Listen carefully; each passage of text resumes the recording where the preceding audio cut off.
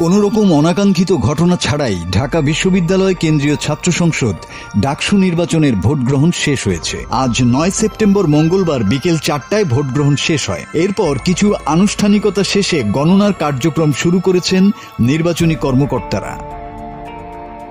এদিকে স্বচ্ছতা নিশ্চিতে ভোট গণনার দৃশ্য কেন্দ্রগুলোর সামনে এলইডি স্ক্রিনে দেখানোর ব্যবস্থা করেছে ঢাকা বিশ্ববিদ্যালয় প্রশাসন। বিকেল 4:45টার দিকে কেন্দ্রগুলোর বাইরে থাকা এলইডি স্ক্রিন একে একে চালু করা হয়। এতে শিক্ষার্থীরা উচ্ছ্বাস প্রকাশ করেন। সবার দৃষ্টি এখন এলইডি স্ক্রিনে।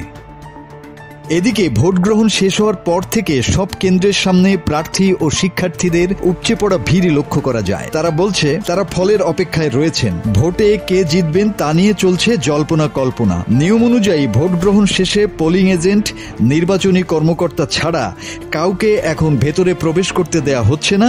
কেউ বেরো হতে পারবেন না।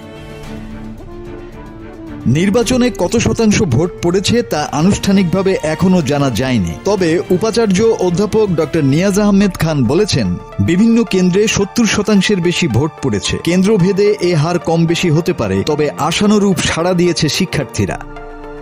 ডাকসুতে এবার মোট ভোটার 39,874 জন। এর মধ্যে 5টি ছাত্রী হলে 18,959 আর 13টি ছাত্র হলে ভোটার 20,915 জন। এবারের নির্বাচনে ডাকসুতে 28টি পদের বিপরীতে 471 জন প্রার্থী প্রতিদ্বন্দ্বিতা করেছেন। তাদের মধ্যে বিভিন্ন পদে ছাত্রী 62 জন।